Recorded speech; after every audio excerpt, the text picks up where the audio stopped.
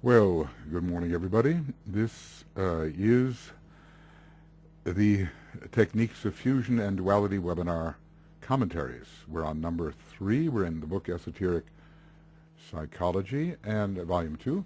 And we have been discussing the way in which the techniques of fusion follow upon the techniques of integration, carry it further, and complete it.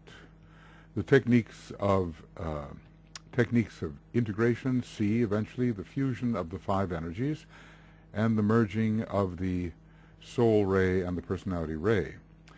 When the techniques of fusion are applied, that personality ray emerges as a sub-ray of the soul ray, and the consciousness of the disciple becomes the consciousness of the soul eventually. All of this ends at the period of the 4th initiation, as far as I can tell by thinking about it seriously. That's when soul infusion is really completed, and when the transmuted matter of the personality reflects that completion, and when the 2 types of consciousness come together. So the techniques of integration have 7 methods. The techniques of fusion have only 3, reflecting the tendency of the 7 to become the 3. But this does not necessarily mean that the soul rays of those using the techniques of fusion are all either 1, 2, or 3.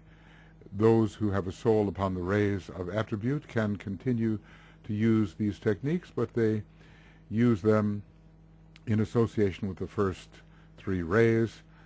The 4th ray and the 6th ray using the 2nd ray technique, the 5th ray souls using the 1st ray technique, and the 7th ray souls, although it has not been directly stated, and although the 7th ray has a strong transference tendency towards the 1st ray, I would say that the 7th ray, with its ability to bring heaven to earth, tends to utilize the 3rd ray technique presented attributes.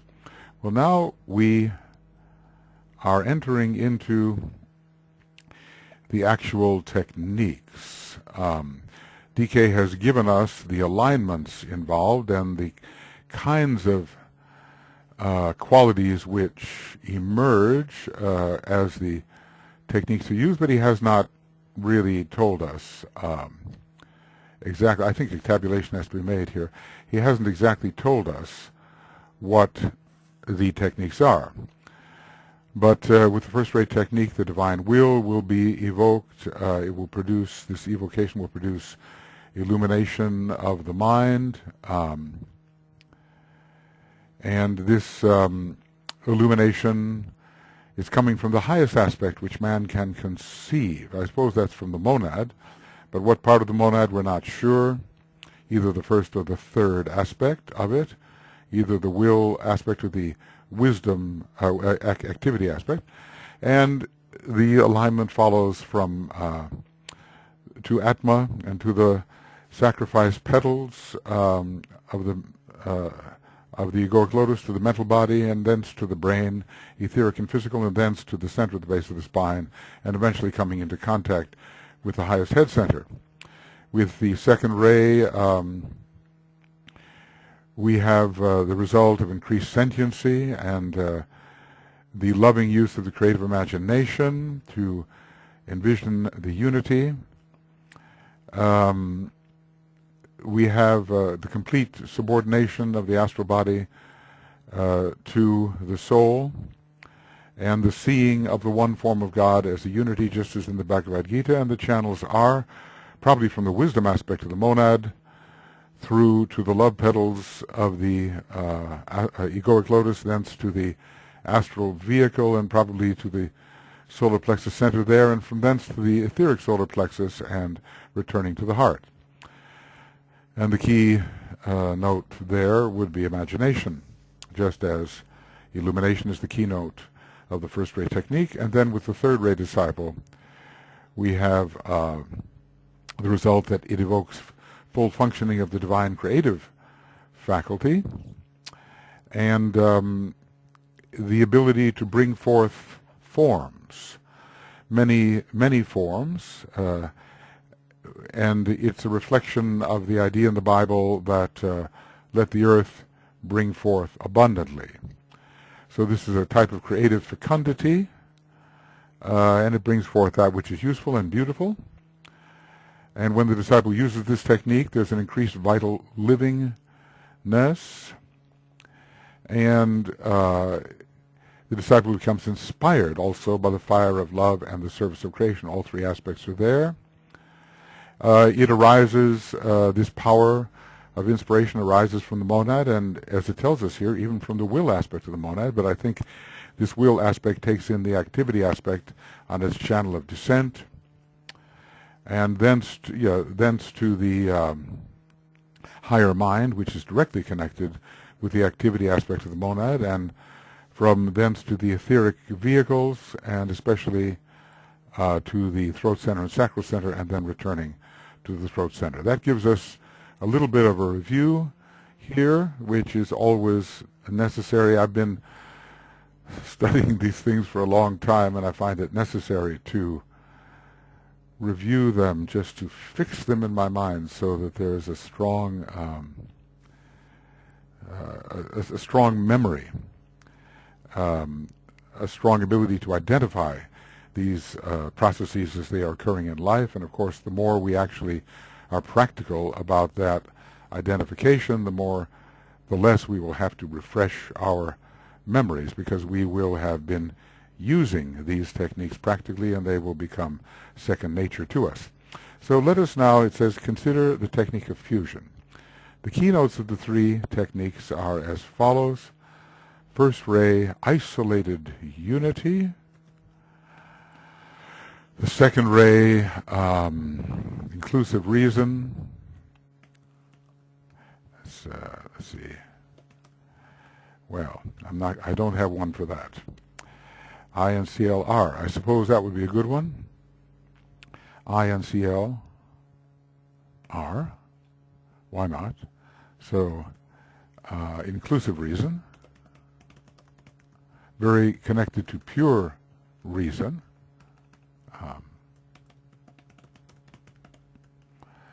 And then presented attributes. And since I'm going to be doing these quite a bit, Piscean age, PSTA, how about that? And presented attributes.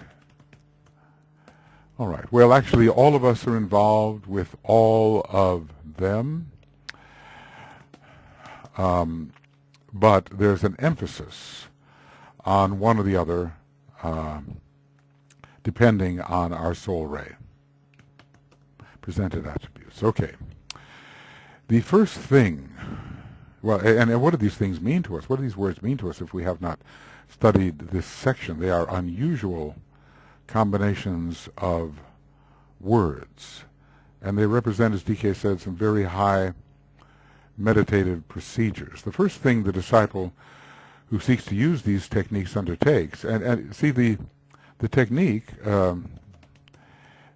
calls for meditation on the theme given, and I suppose also on reinforcing the descent of diffusing energy emanating from the monad. I suppose those are something the techniques require, and also reflection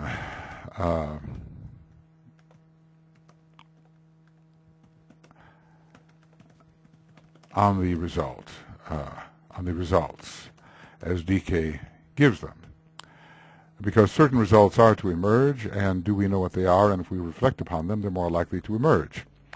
So the first thing the disciple who seeks to use these techniques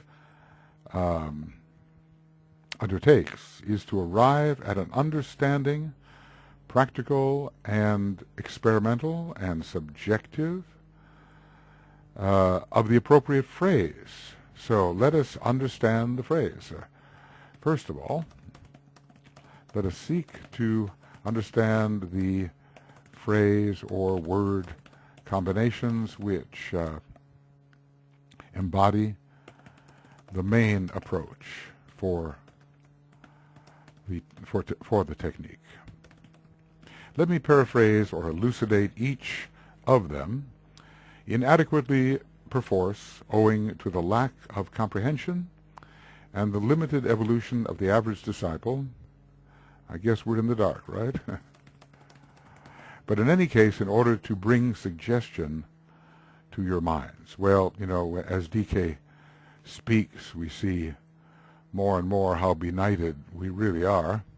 Certainly from his perspective, I was just thinking, you know, what's it like to try to enter the next stage of consciousness? The trouble is, with the next stage of consciousness, we have mostly no idea what it is. And so we are indeed in a darkened room trying to imagine what might be taking place out there in the lighted world. And but of course, the problem is we don't realize our room is darkened.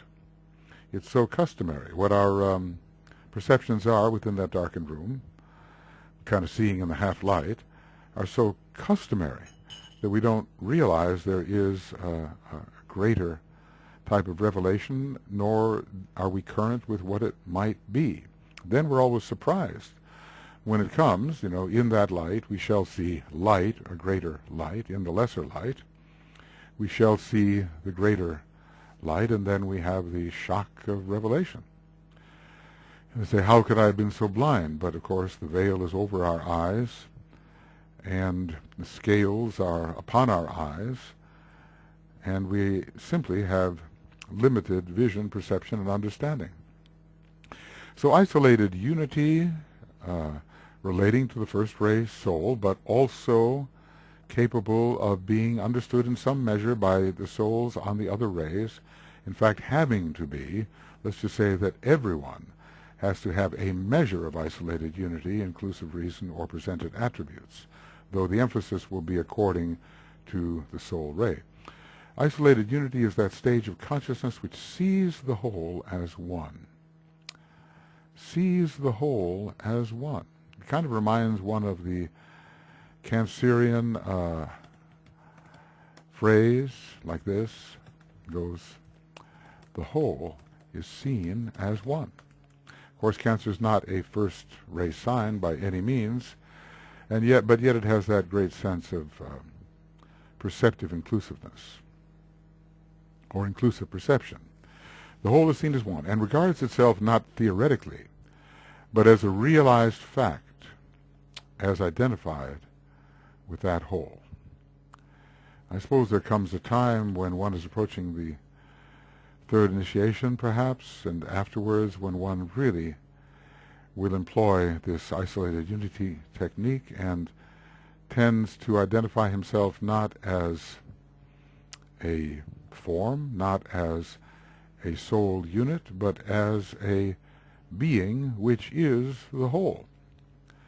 So this is very clear. Isolated unity is that stage of consciousness which sees the whole as one and regards itself, not theoretically, that is, regards itself as, which is the unit of consciousness, or the unit of, as I say, being consciousness, not theoretically, but as a realized fact, as identified with this whole. And this connects us with the faculty of realization on the fifth, fifth subplane of the atmic plane. Realization. It is the whole which is isolated in the consciousness of man. Isolated, that is, seen directly and without interference from other perceptions. So many things are going on. Can those lesser perceptions somehow hamper or inhibit our vision of the whole? Well, even a great variety of other perceptions cannot keep us from seeing the wholeness at all times. Well, there may be little moments of obscurity, but generally this perception of wholeness is reclaimable at will. At will. And it's not the man himself who regards himself as isolated, as if I am an isolated unity within something. You know, that would be an earlier stage, wouldn't it? Okay, so that would be an earlier stage. If the man regarded himself as isolated. Right. The word isolated refers to that complete, organized organism of which the man can feel, and know himself to be a part.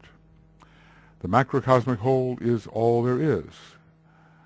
Let the group perceive that whole, and then no longer use the thought, my soul and thine. This is from the fifth rule for disciples and initiates.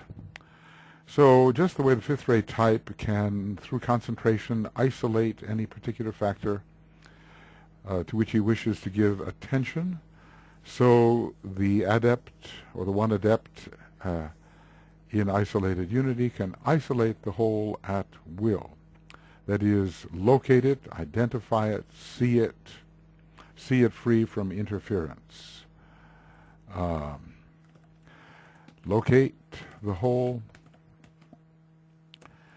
see the whole, detect the whole, and always see that whole free from the interference of competing perceptions. Most of us are so trapped by the contents within that whole, and our attention is drawn to the changes in those contents, that we do not see the changelessness, the wholeness as it is. So there's a complete organized organism. Whatever the whole may be, it can be the planetary whole. That would be one type of isolation in unity.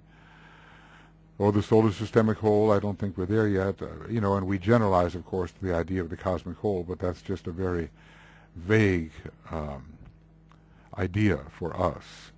We can somewhat imagine there is a cosmic whole and that we are identified with it, but we certainly don't know anything about the organization of that organism, or very little, maybe what the astrophysicists tell us a bit, and the astronomers, but not anything truly experiential, except the great mystical feeling of wholeness is sometimes upon us. So the word isolated refers to that complete, organized organism of which the man can feel and know himself to be a part. And even the planetary organism would be enough at first.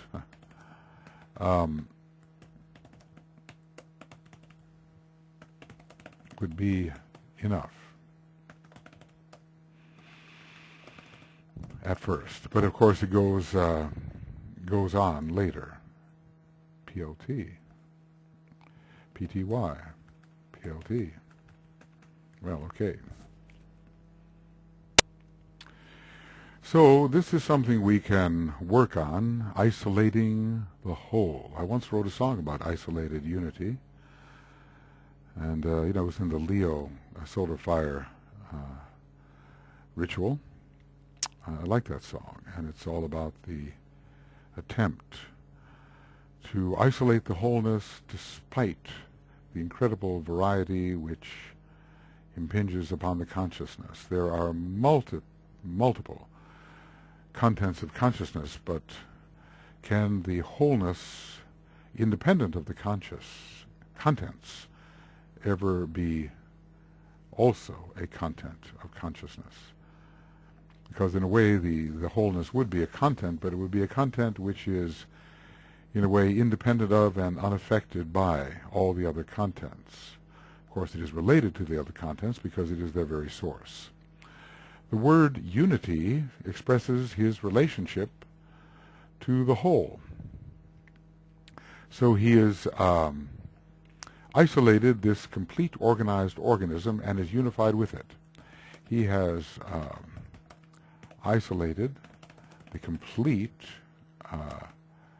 organized organism and is in perpetual unity with it. In fact, he is it.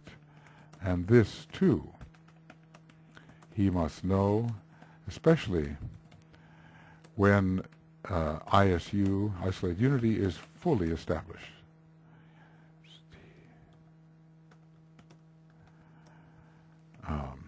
It will be apparent, therefore, that this whole is something progressively realized, as there are ever expanding ring pass not. I should say rings pass not. Really, shouldn't I? It would be more appropriate, proper.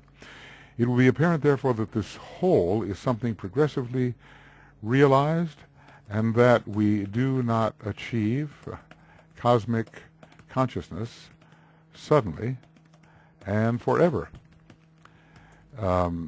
We certainly, do not yet have anything like planetary consciousness. We have not isolated the wholeness of the planetary scheme, still less the solar system, still less the cosmic logos, still less the super constellation logos, or the one about whom not may be said, still less, and on, the galaxy, and ultimately less the cosmos.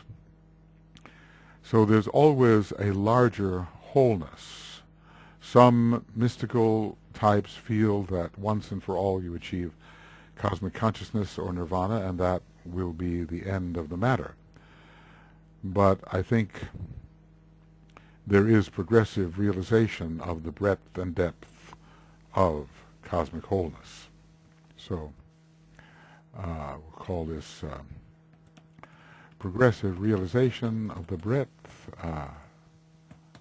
and depth of cosmic wholeness.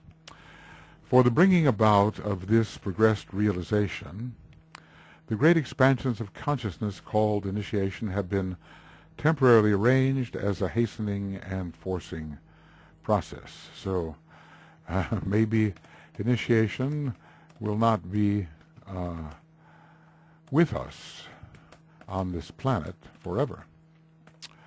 We have fallen behind. The planetary logos has fallen behind his intended schedule, and maybe this method of initiation, the especially forcing method as it applies on this earth, has been used. But on the other hand, there is the initiation of the solar logos, and we assume that this transference of the power to perceive would be a cosmic factor operative progressively on all levels. At least I've always assumed that. But I think here on earth we have a very strong forcing process. This bringing about of this progressed realization of wholeness,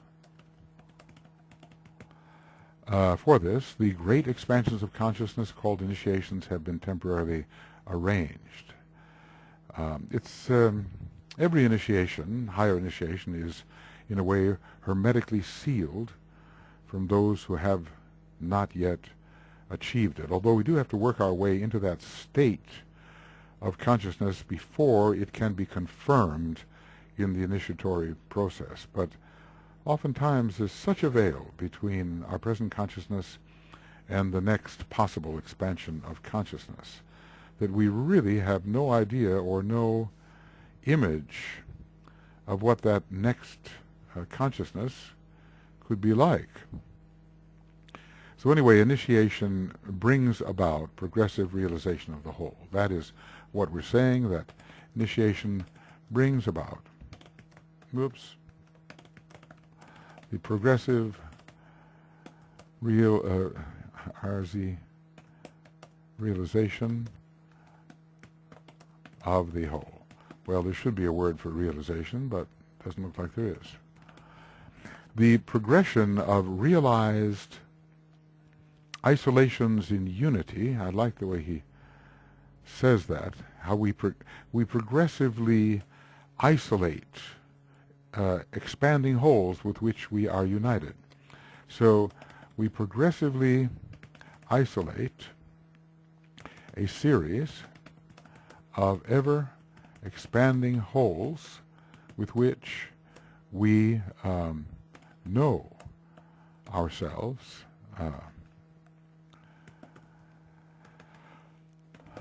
to be united.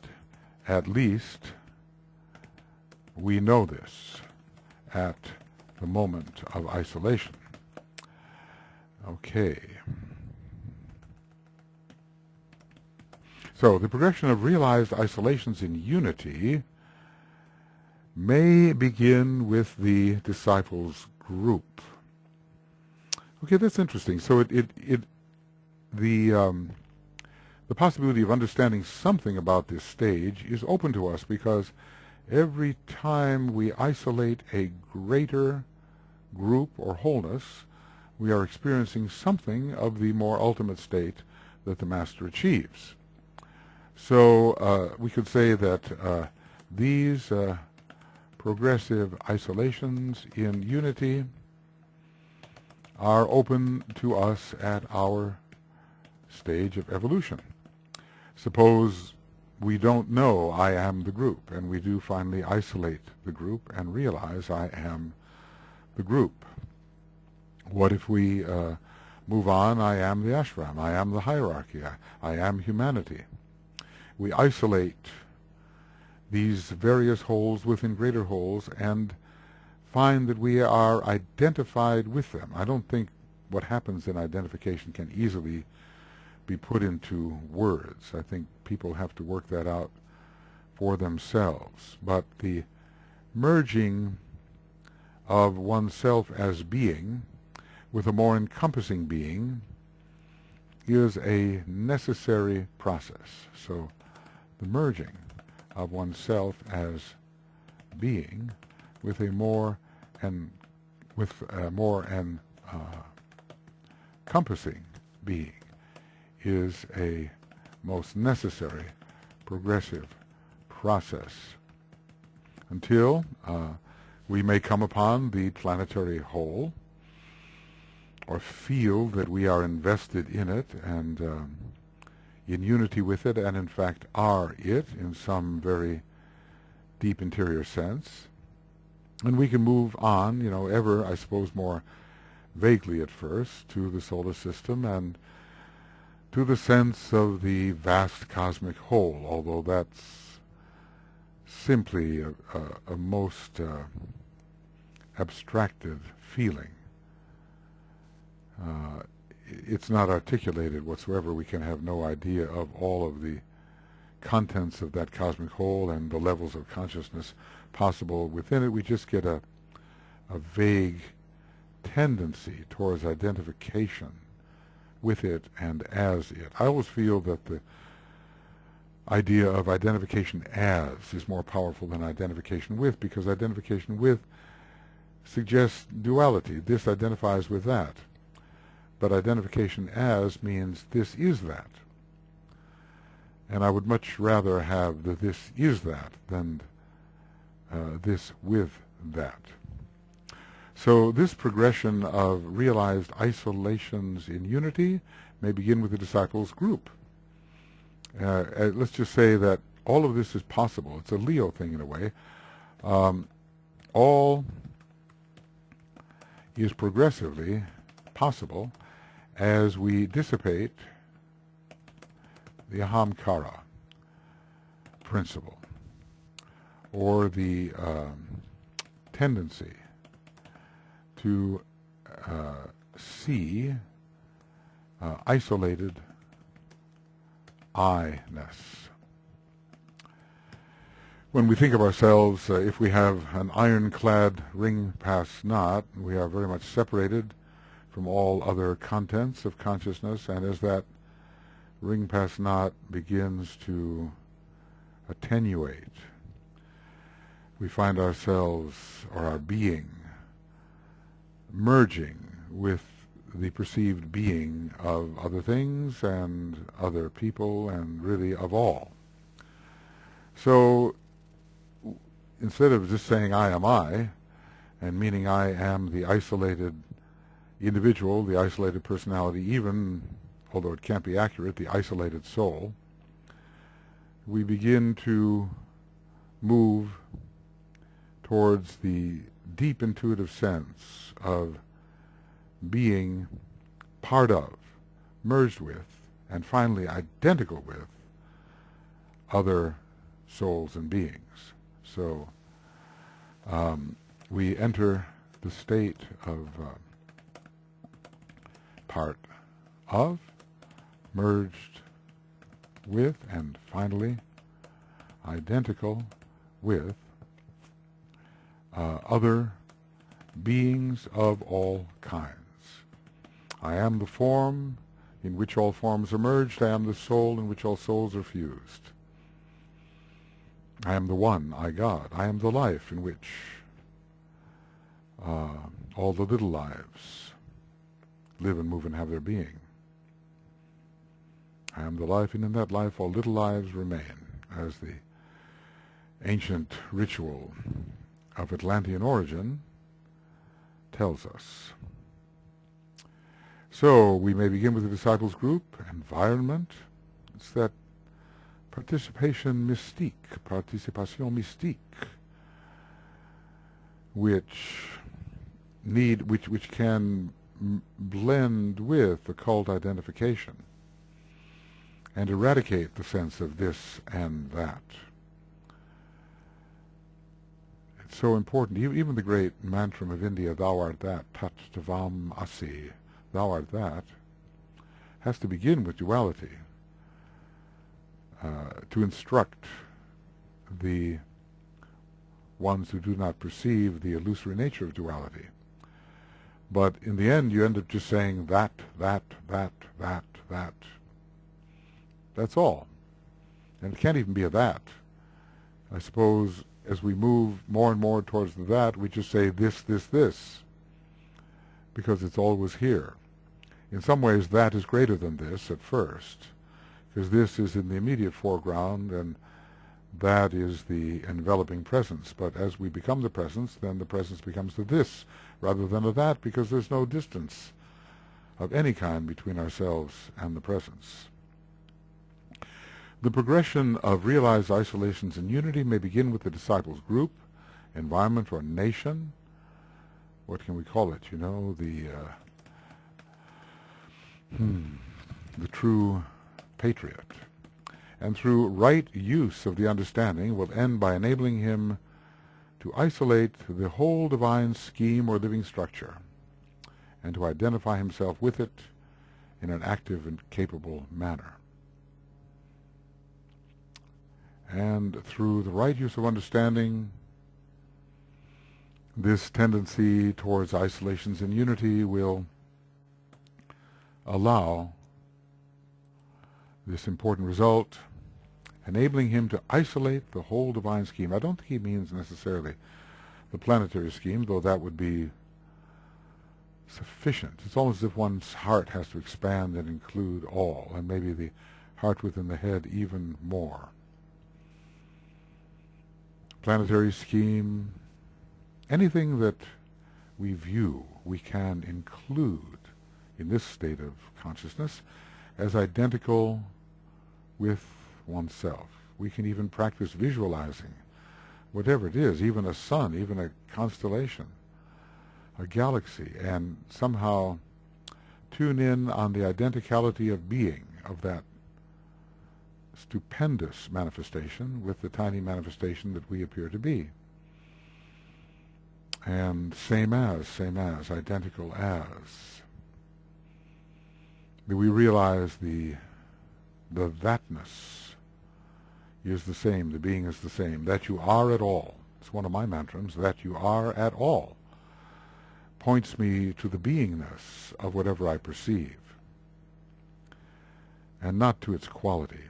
For a moment I don't care about the quality, good or bad. The fact that it is means that that which I am is identical with that which it is. And there's only one being, even though there is the perception of apparent duality. That perception fades away. But it has to be practiced, I think. You know, look at anything.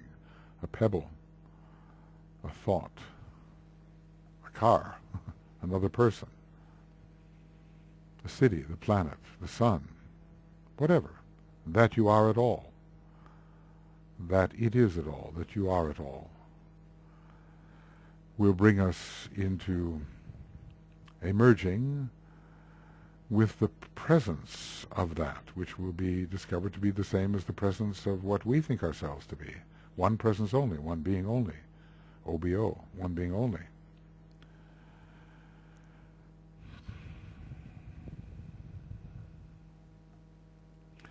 The result of meditation upon this theme will be, well, we know the one leads to two, right? So, a definite illumination of the mind. For it will then be at one with the universal mind, and all the ways of God and the plans of God will stand revealed to him. And I seem to want to say that eventually, as there are many progressive isolations in unity. So, what is the universal mind? Is it the mind working through the mind of the solar logos, working through the cosmic higher mental plane? That's one way of looking at the universal mind, but of course when you use the word universal, it seems to imply everything, and not just the local universe. As I said, a solar system is sometimes called a universe. So,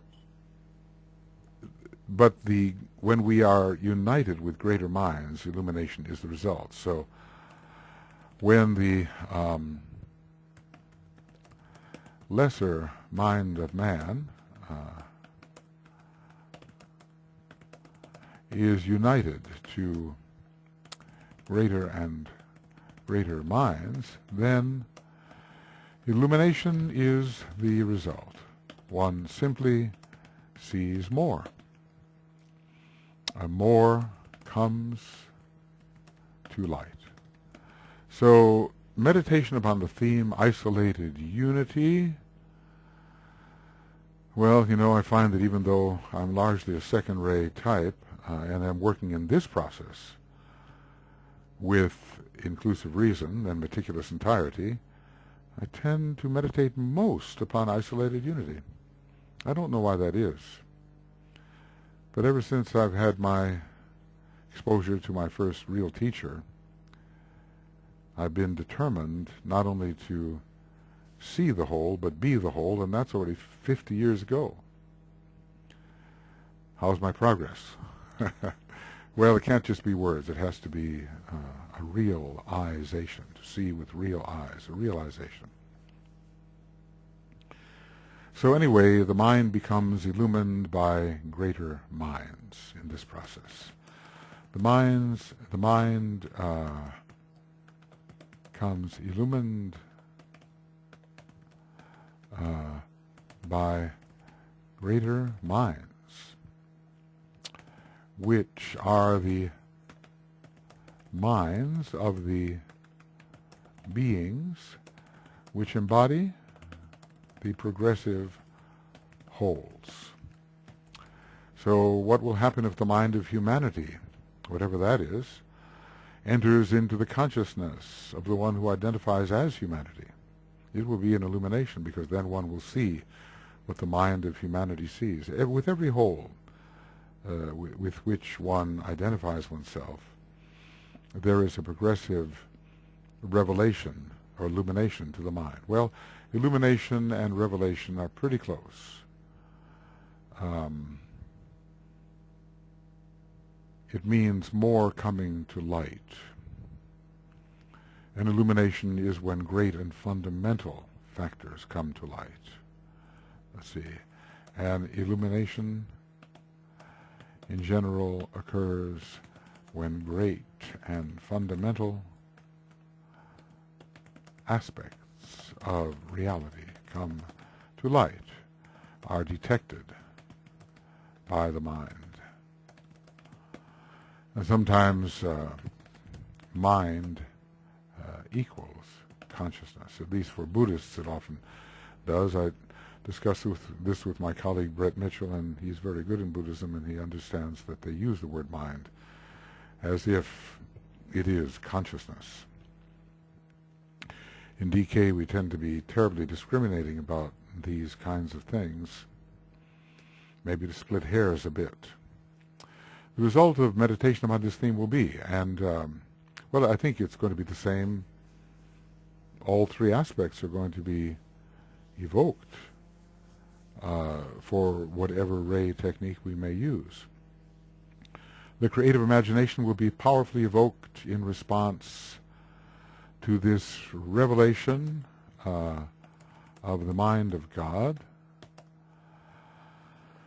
and of progressive minds and what they see.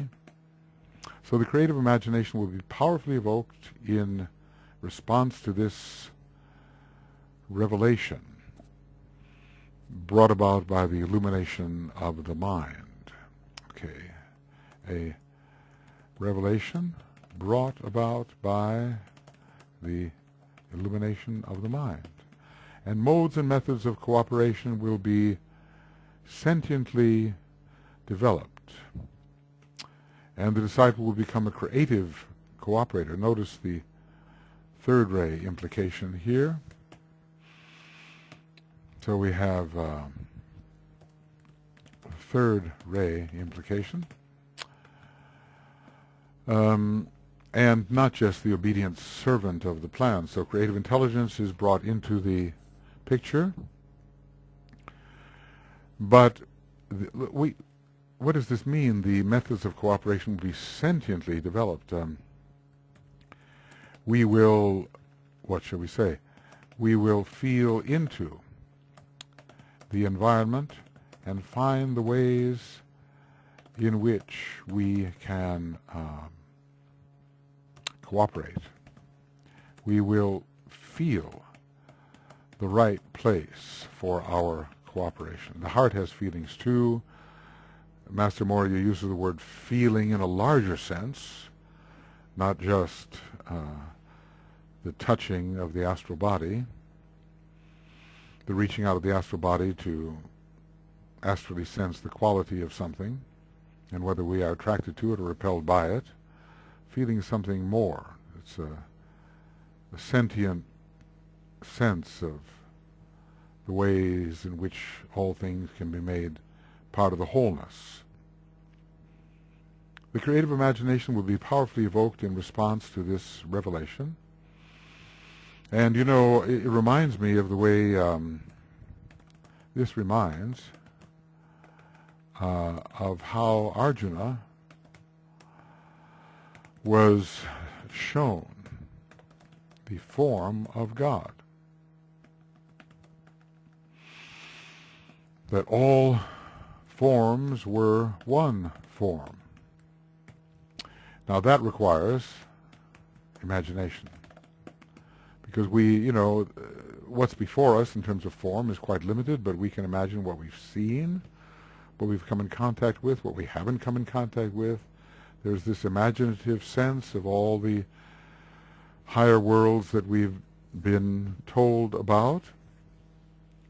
And then there will be, as a result, this imaginative sense of the unity in the isolated one.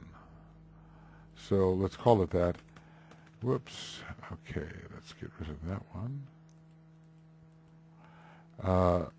The imaginative sense of the unity in the isolated, the unity of all things perceived in the isolated being of the one.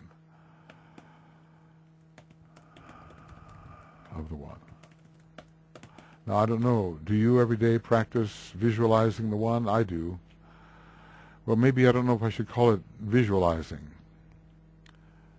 I mean, there is the sense that I can look at, let's say, anything with my imagination, but I also simply try to sense the presence of the one and use mantrams which identify me, the essential me, as that one.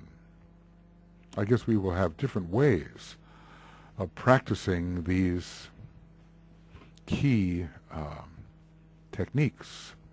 But we see that the creative imagination is not just a part of the second technique, inclusive reason, though the imagination is maybe the most powerful part of that. So when there is this illuminative revelation, this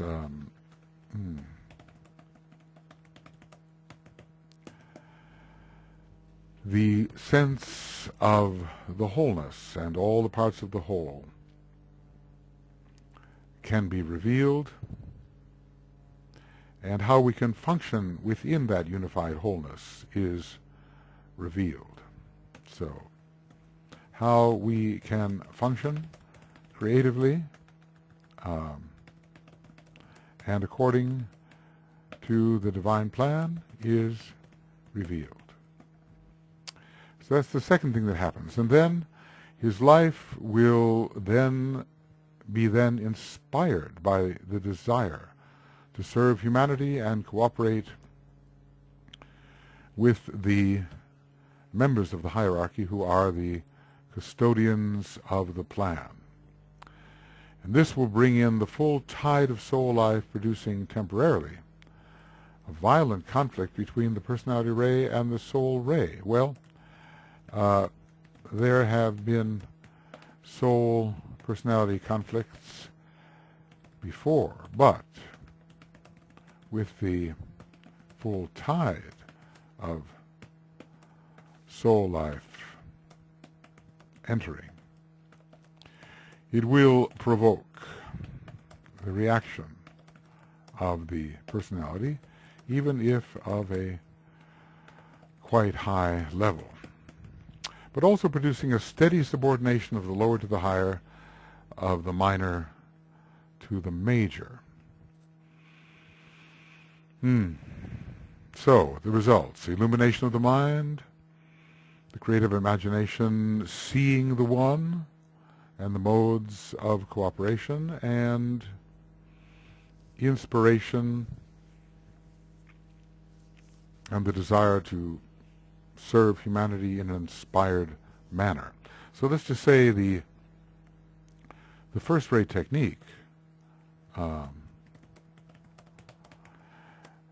results in the appearance of all three words: illumination, imagination, pretty much of the wholeness, and inspiration according to the plan. Inspiration. Well, we all need more energy and inspiration. We all need to have our inertia dissipated or dispelled, so that we have this living power to enact on the physical plane the great ideas that inspire us. We need to have an etheric body that has breathed in the fire and is in an inspired state. So we'll want to watch how the three words play out in relation to each one of the techniques, even though one of them is the most important, and that is the illumination. The soul cannot possibly fuse with the personality without there being illumination, without the imagination being stimulated, without there being inspiration of the etheric vehicle. It's going to happen necessarily. But there will be an emphasis. Always in the study of the rays, there will be an emphasis. I cannot too strongly call to your attention that I am not here dealing with the normal service and the self-enforced cooperation of the aspirant.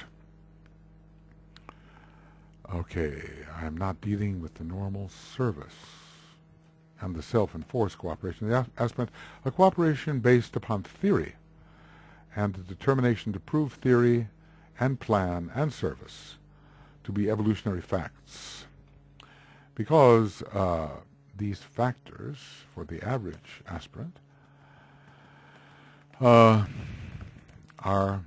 not yet realized as real.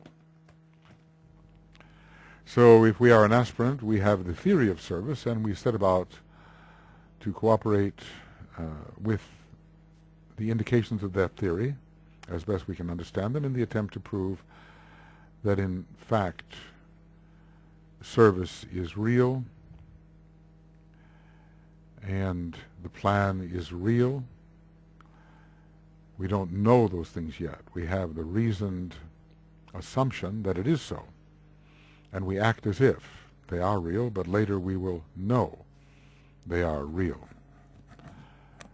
So there is this determination in the aspirant to prove theory and plan and service to be evolutionary facts, but instead we are not dealing with that. We are dealing with the spontaneous illumination, creativity, and inspiration.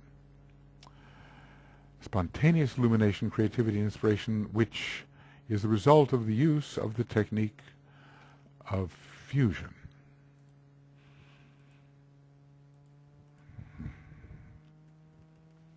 By the soul, and not by the aspiring, struggling disciple. But we have to ask, but what happens when we, in contemplation, realize that we are the soul? As we focus on the higher mental plane and consciously within the causal body. So again, these techniques are applied by the soul. The technique of integration was applied by the soul, and now we see the technique of fusion is applied by the soul. So what this means, the angel of the presence is involved, and a higher intelligence than our own is at work in directing these techniques into the personality sphere.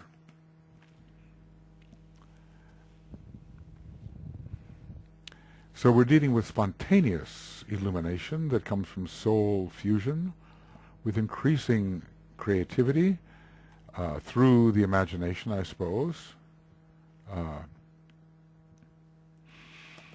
through the right use of the creative imagination, and inspiration,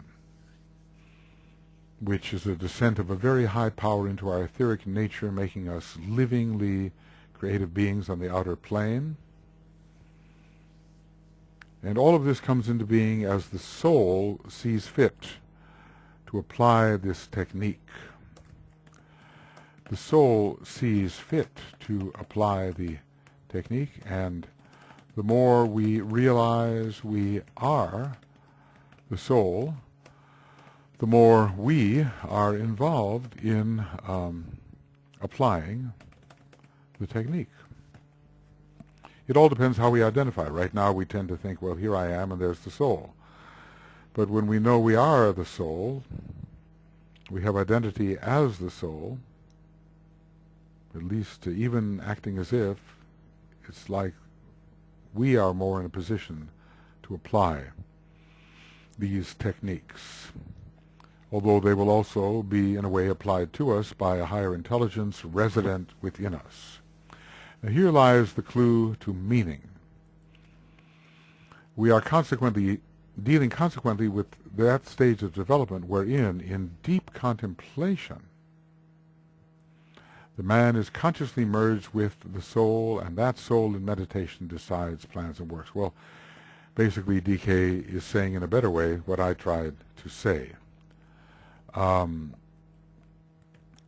only man, per se, who can apply these techniques is the one who, in contemplation, is merged as the soul. Herein lies the clue to meaning. We are dealing consequently with that stage of development wherein, in deep contemplation, the Libran phase, the man is consciously merged with the soul, or realizes himself to be the ego on the higher mental plane, realizes a new phase of identity. So what does it feel like for any of us to be consciously merged with the soul? Do we have the sense of this happening when we've overcome this sense of I and the other, or I and the soul, which is still basically mystical? Can we do this? That is the question. The man is consciously merged with the soul, and that soul in meditation decides, plans, and works. And with that decision, planning, and working, we are, because we are identified thusly, deciding, planning, and working. He functions as the soul. The soul, and increasingly on the soul's own plane, and has achieved a definite measure of success in living as a soul, consciously upon the physical plane. Well, what are the three factors? As a result of meditation upon isolated unity, a definite illusion? Oh, that's easy. Illumination of the mind. No problem getting a definite illusion of the mind. That comes easily. The evocation of the creative imagination to see the way all things are related in the wholeness, and to feel one's participation in that unity, sentiently feel it. And also receiving the inspiration to live the active life of service. I will to be, I will to work, I will to serve and save, I will to lift the race. This is what the first ray soul, who is merged with the angel, says. There's a lot of merging with the angel in these particular techniques. So the inspired life, working out the plan with full energy, vitality, persistence. And we're not just talking about an earlier stage of, even union with the soul. Not the normal method of serving, which is not really soul-inspired. We can say that. Proof of theory. Yeah. This normal method of service is not really soul-inspired, but rather that spontaneous illumination, creativity, and inspiration, which are the result of the technique of fusion. You know how we use the terms life, quality, and appearance. We could use, these three words similarly, not necessarily in a parallel manner, but they could be our watchwords for detecting soul fusion. And we could say that, let's see here, yeah.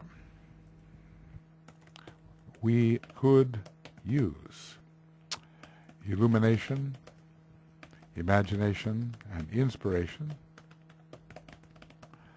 as watch words for monitoring the process of soul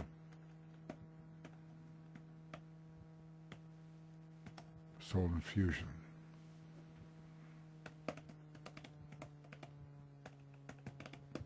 Okay.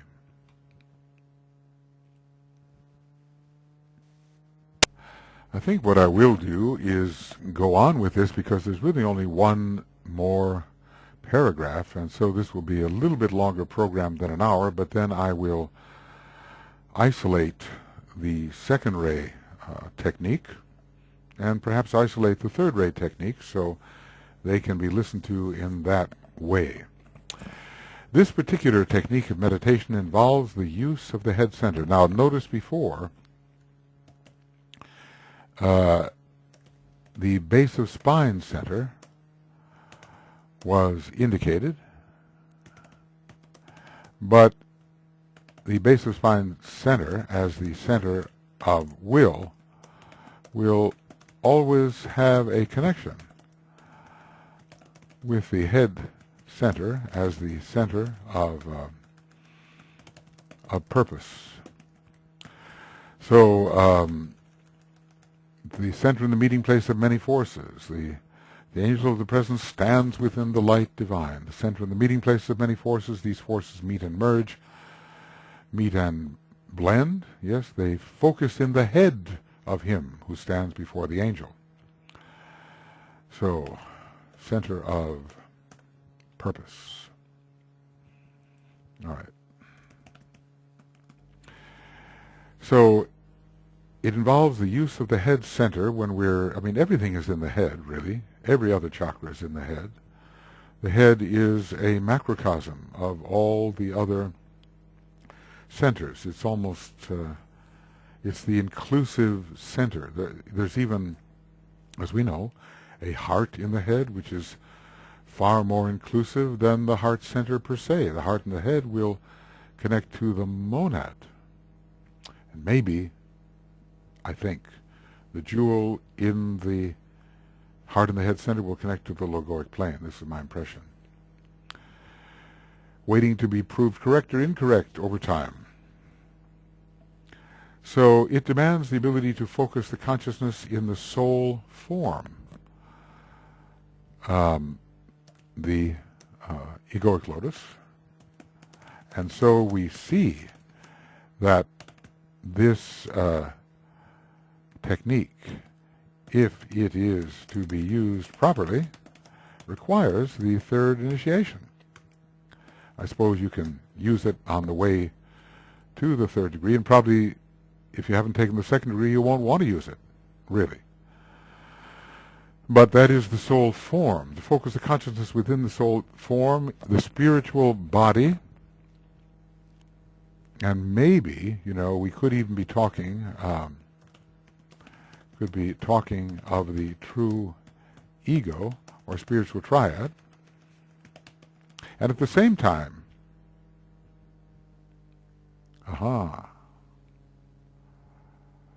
this is interesting, the spiritual body.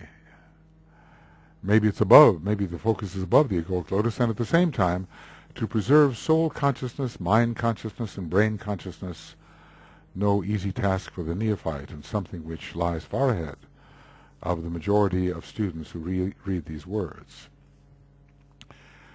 Well, the soul form. What is the spiritual body? It's the spiritual triad. Maybe this second option is truer. And at the same time preserve consciousness of the soul, which is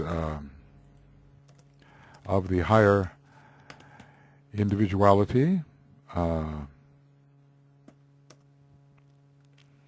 and mind consciousness and brain consciousness. When we are doing this, we have to take moments in the meditation process to fix our attention on these different levels while not losing the sense of the higher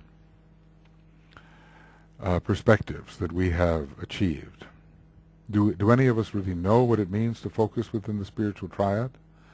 It is beyond the type of individual collection we have made on the higher mental plane based upon our lower experiences. We're focusing more in a vehicle of the planetary logos. But of course, into that vehicle are eventually abstracted all the experiences we have harvested from below. But the perception is that of a planetary perception, the mind, the heart, and the will of the planetary logos in a lower expression. You'd have to go into the cosmic planes to get a real expression of that mind, heart, and will. So the head center, which connects us to the atmic plane, we've been told, and in a certain sense even to the logoic plane, we might say maybe the head center as a whole, to the atmic plane, the heart and the head center to the monadic plane, the very central life of the head center to the logoic plane. These are possible connections. So the ability to focus the consciousness in the soul form, the spiritual body.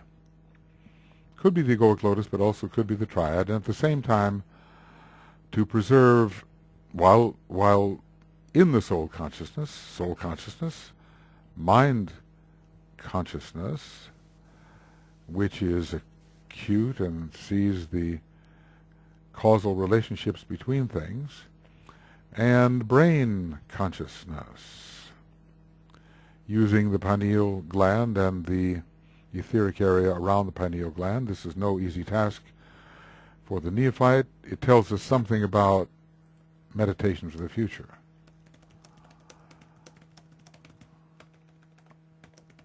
And probably in the Tibetan monasteries this type of meditation is given. It's probably called by different names, and the various aspects may be identified differently, but the process would have to be enacted in this manner. Soul, mind, and brain. That's what we're talking about. Head center, soul, mind, and brain. So head center, and also soul, mind, brain, alignment, and awareness on all these levels simultaneously. This condition has been described as the intensest reflection of the man isolated in God, who is the negation of isolation and is nevertheless the whole which is set apart from other wholes. Well, this is one of those wonderful old commentary phrases which, if pondered, will give us exactly what's going on, but then do we at first understand this? Maybe not. The intensest reflection of the man, what's he reflecting? He's reflecting in his consciousness the wholeness of which he has become aware, which he has realized. The man is isolated in God. He does not feel that he is apart from and separate from, but he has achieved an isolation. He's isolated his spiritual identity and the identity of God.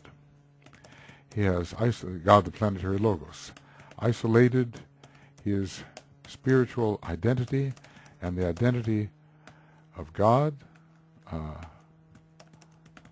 the planetary logos, and knows them to be identical.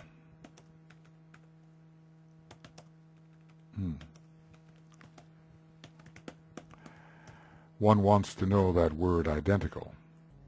So I would say that this sentence from the old commentary is really worth memorizing when one thinks of the meaning of isolated unity. The intensest reflection of the man, if you reflect, you are allowing an impression into your consciousness of something that is higher, isolated in God, not isolated from God, nor, in a way, he's isolated from all other contents of consciousness, in a way. In a way, the man who is isolated in God is isolated from all other contents of consciousness. He knows his identity to be the identity of God, and is thus, for the moment,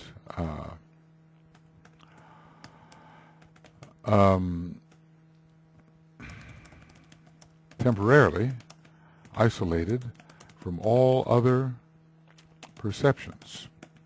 The God perception is the strongest perception.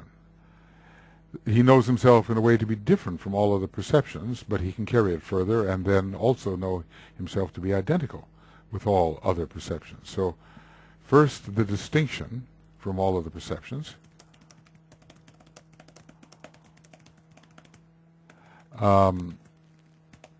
And then the identicality with all other perceptions. So God is the negation of isolation and is nevertheless the whole, which is set apart from other wholes, at least in the perception of consciousness. When we isolate the whole for a moment, that's all there is in our consciousness. And we realize all other things to have a different value. All other things as we usually perceive them are distinct from this whole that we have isolated. Later, we recapture all other things within the whole. So then, afterwards, we can, I'll use this word, recapture all other things, perceptions,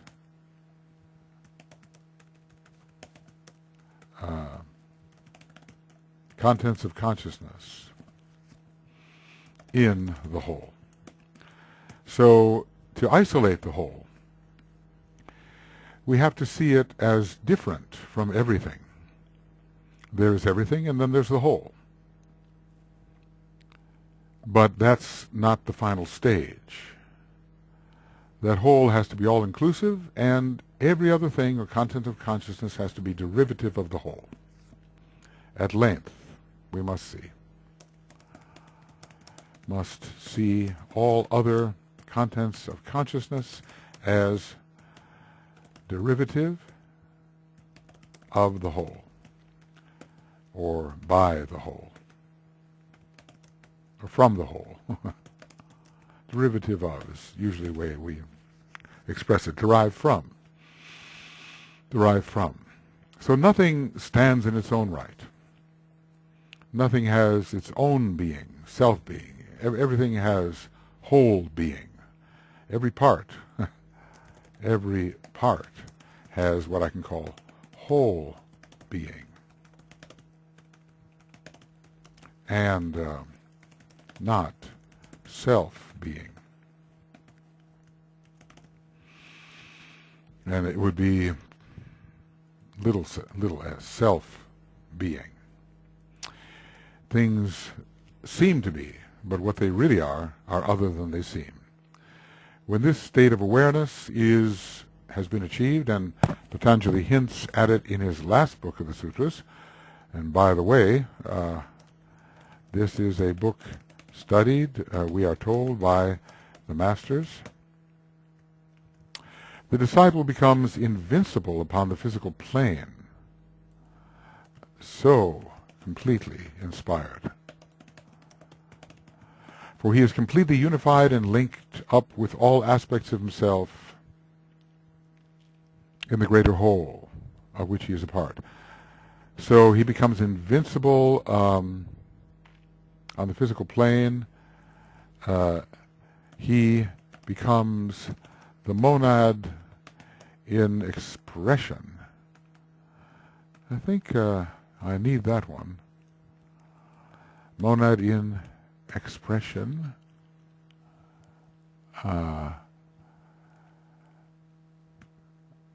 Expression. M-I-E-X-P. The monad in expression, which is different from the monad in extension, which is what we all are. But we can't always be consciously the monad in expression until a higher stage of consciousness has been reached. He becomes the monad in expression.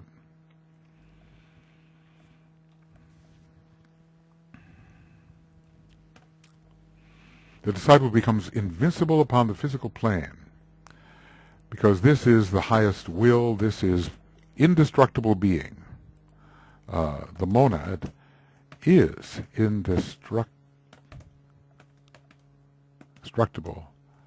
being. For he is completely unified and linked up with all aspects of himself. And what does this? What does this linking? It is the Kundalini, which is aroused in this technique. As the center at the base of the spine is aroused in the alignment. The alignment arouses the Kundalini. So he is completely unified and linked up with all aspects of himself in the greater whole, of which he is a part. Completely self-unified and unified with the whole. Completely self-unified and unified with the self, or the whole. He's also fusing all attributes and is at one with the whole, so they can be used in an integrated manner and at will, all these attributes, and he is complete. Man is more complete with all attributes fused, and is at one with the whole, not simply subjectively and unconsciously, as all human beings are, as are all human beings, but in full waking, understanding consciousness. I am the one, I, God. I am the life, and in that life all little lives remain. DK hints at these states. Patanjali hints at these states. Generally DK doesn't tell us about things which can only be perceived by the third degree initiate. He may hint at them a little bit, but he generally treads lightly in reference to such matters. But now he is telling us all this, and he's given us some marvelous sentences. This particular technique of meditation involves the use of the head center, demands the ability to focus in the consciousness in the soul form, the spiritual body. It can be either the causal body or later in the triadal vehicles, and at the same time to preserve soul consciousness. I mean, for the master, it would have to be the triadal vehicles. There's not going to be a egoic lotus to focus through, and yet the master is in a state of isolated unity, right? The spiritual body, and at the same time to preserve soul consciousness, mind consciousness, and brain consciousness. No easy task. It's a very precise type of alignment with complete alertness on every one of the levels of focus. And this lies beyond us. This condition has been described as the intensest reflection of the man, isolated in God. Just as God is distinct from all else, so is the man distinct from all else, because the man is God, who is the negation of isolation and is nevertheless the whole, which is set apart from other wholes. We say here, the man is God, and because God is set apart from other wholes, so is the man set apart at first. The whole which is set apart from other wholes, everything else is really a whole as well.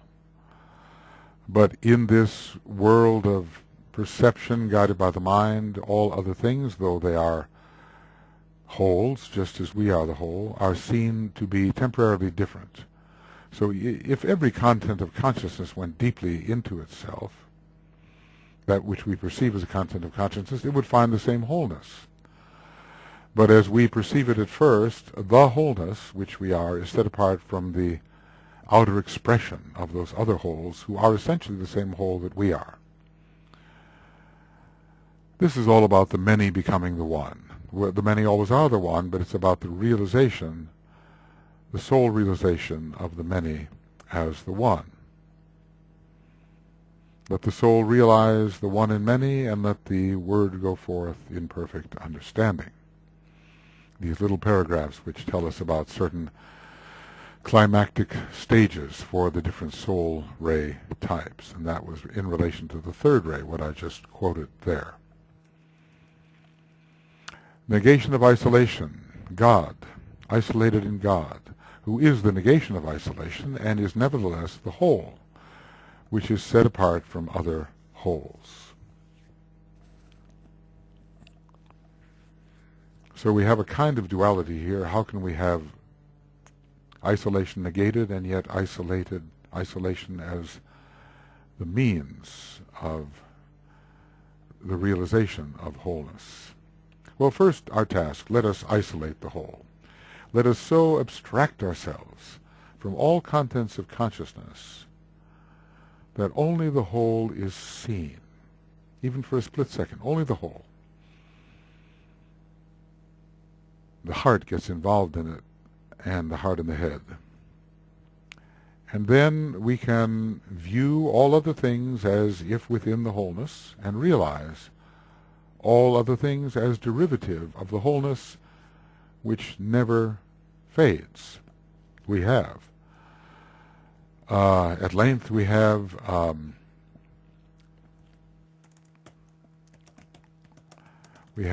continuity of the perception of the wholeness. It does not discontinue, it is not replaced by partiality. A perception of wholeness which is not replaced by a perception of partiality. So can we sustain the wholeness? Can we sustain awareness of the wholeness, awareness of the presence, awareness of being, awareness of the self? These are equivalent terms. Can we sustain this? This is something we have to practice, work on.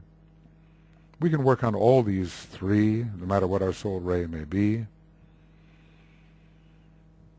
Perhaps it will be most natural for us to work on that which our soul ray is connected to, that particular technique it is most connected to which it is most connected. But the other methods also have to be somewhat achieved. If we're going to be a master, isolated unity will characterize our consciousness. Well, these are deep matters, deep meditative themes. They require a lot of practice. Progress seems slow. Maybe all at once it comes about at certain times. So we move forward isolating the wholeness, achieving isolations in unity progressively, isolating, becoming an isolated unit in God. Both God and the unit are isolated from all other things and seen to be the same. And this sameness is isolated from all other things and yet is not essentially isolated at all. These are mysterious matters. Maybe as the solar angel begins to apply these things in our own case, they will become clearer to us.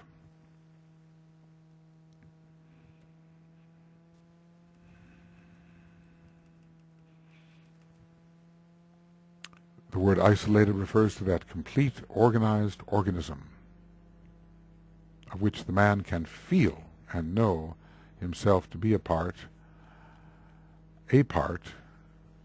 and I want to say, and also beyond the part, in fact, being that complete, organized organism. And if a part, an inseparable part. Well, ponder on this, ponder on this. Some of these sections in esoteric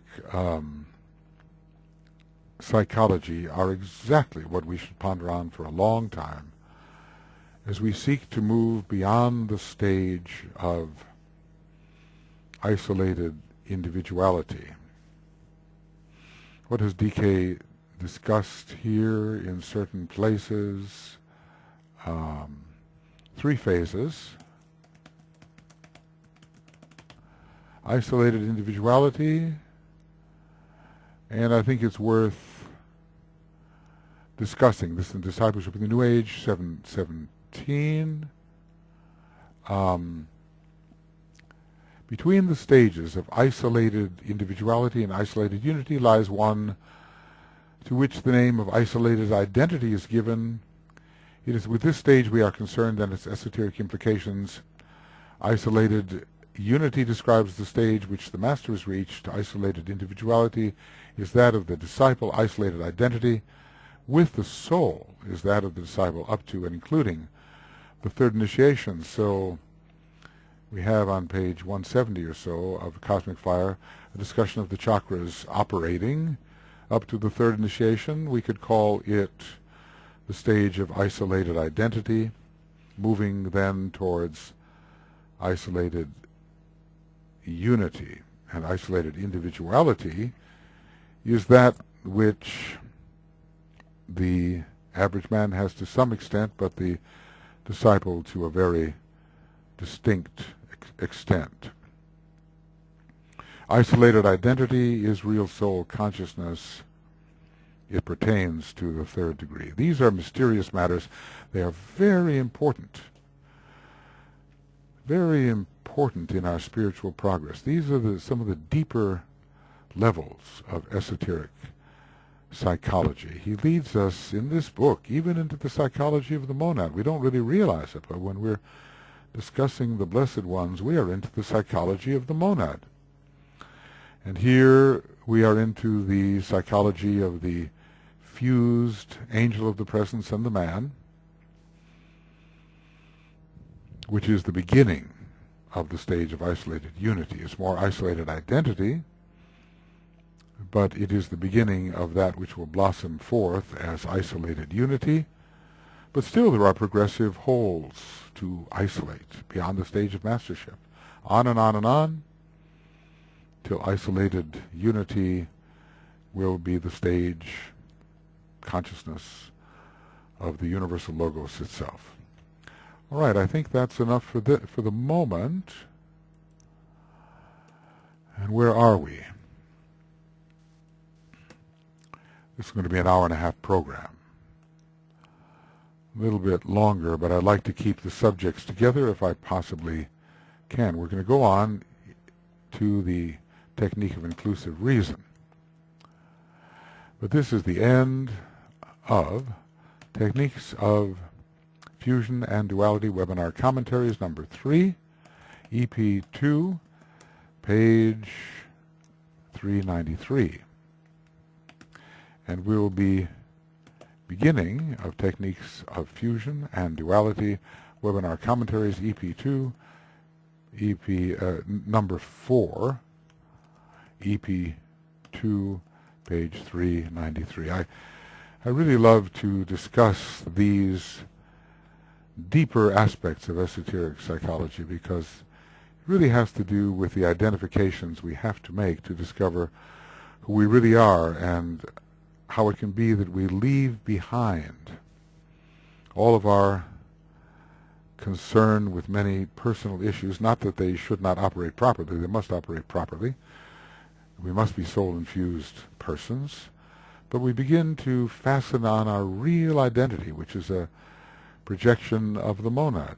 Isolated unity is the beginning of monadic consciousness, at least as the third degree initiate experiences it. And we move on to a very full experience of monadic consciousness at the fifth degree and still fuller at the sixth. And who knows what at the seventh, because the monadic vehicle is no longer a confine for such a liberated essence. Okay, friends, we're just, we are there. So,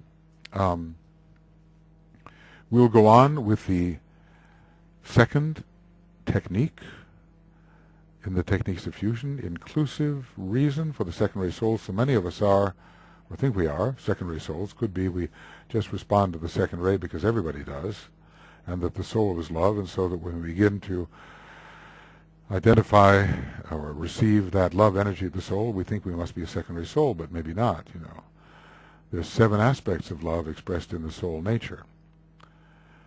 So that's the person who begins to experience the monad thinks immediately they're the first ray monad because the monad is the first ray vehicle, generically. The soul is the second ray, generically. It would be like every personality thinking he is an active third ray personality simply because of integrating the personality. So there's more to it.